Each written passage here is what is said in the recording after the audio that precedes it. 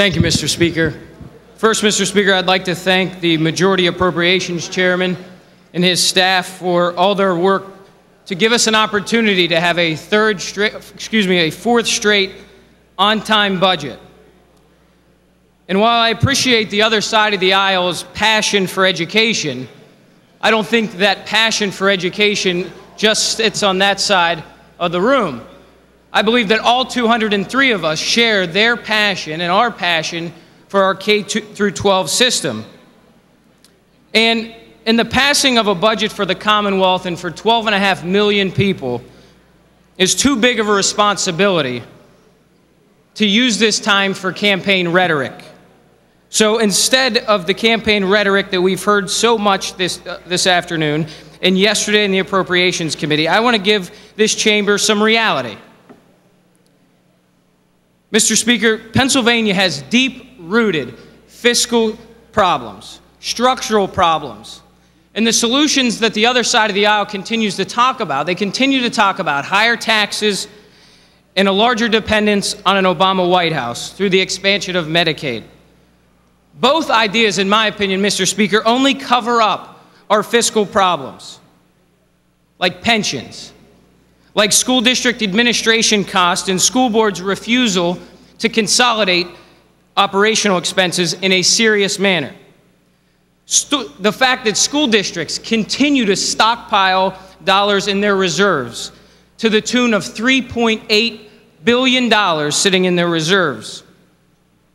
Both their idea of higher taxes and a larger reliance on Washington handouts would hinder our growth, set us even further back, and open us up to even larger pitfalls going forward. Mr. Speaker, the emotional debate right now is the elephant in the room, which is education funding. And this continual myth that there's this billion-dollar cut.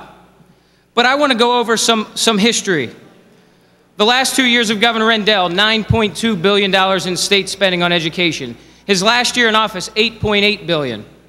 When this party became the majority party, we went to $9.3 billion, $9.7 billion, $9.9 billion, and today, for the first time in Pennsylvania's history, we're looking at a $10 billion investment in K through 12. Well, that sounds good to us, but how does that stack up against the rest of the 49 states? Well, Mr. Speaker, in spite of the claims that our schools are deteriorating and underfunded, Pennsylvania ranks in the top 10, in the top 10% of per pupil spending. We spend $14,956 per student in Pennsylvania, while the national average is just over $12,000. We've heard continued cries that schools are underfunded. We've even heard stories of teachers who have taken their personal dollars to buy paper and pencils for their students.